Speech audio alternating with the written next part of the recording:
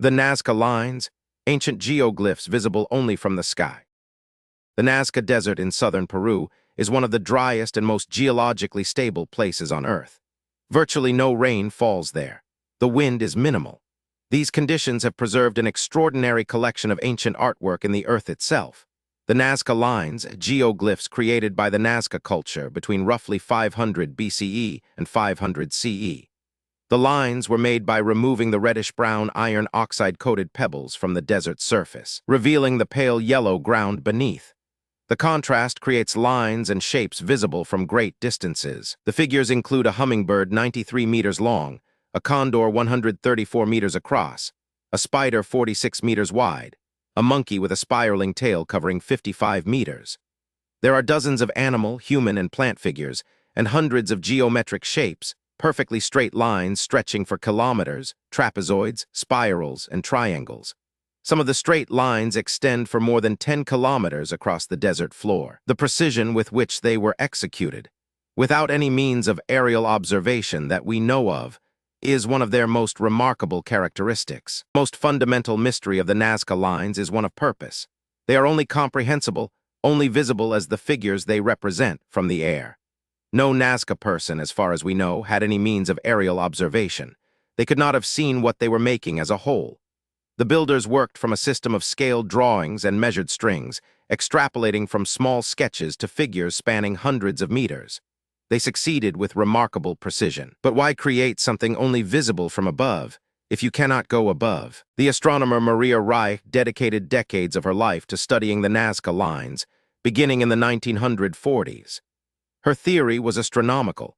The lines functioned as a giant astronomical calendar, with different lines and figures pointing toward the rising and setting positions of the sun, moon, and stars at significant times of year.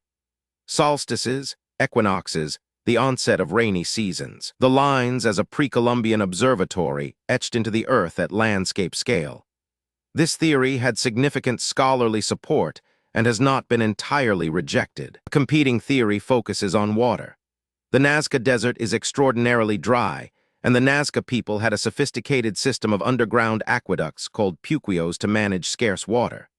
Several researchers have proposed that the lines and figures were ritual pathways walked by Nazca people as part of ceremonies related to water, to petition the gods for rain, to honor water sources, to perform ritual acts at specific sacred locations. The lines on this reading were not meant to be seen from above, but to be walked along, as routes through a sacred landscape. The most sensational theory, promoted by Erich von Däniken in his 1968 book Chariots of the Gods, proposed that the lines were landing strips for alien spacecraft, and that the figures were created to be seen by extraterrestrial visitors or their aircraft. Mainstream archaeology uniformly rejects this interpretation. The lines are not flat or reinforced and would not support the landing of any aircraft. The figures are highly sophisticated cultural art with parallels in other Nazca artifacts. The extraterrestrial hypothesis patronizes the extraordinary achievement of the Nazca people. In recent decades, new geoglyphs have continued to be discovered. In 2019 and 2022, AI-assisted analysis of satellite imagery identified hundreds of previously unknown figures, many of them smaller than the famous animal figures, depicting human forms and less elaborate shapes.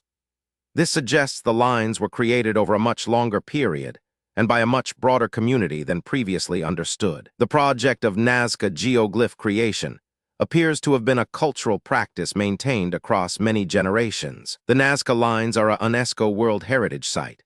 They are protected by Peruvian law. They have survived 2,000 years of wind and rain in the world's driest desert. They were created by human hands with human tools across many generations.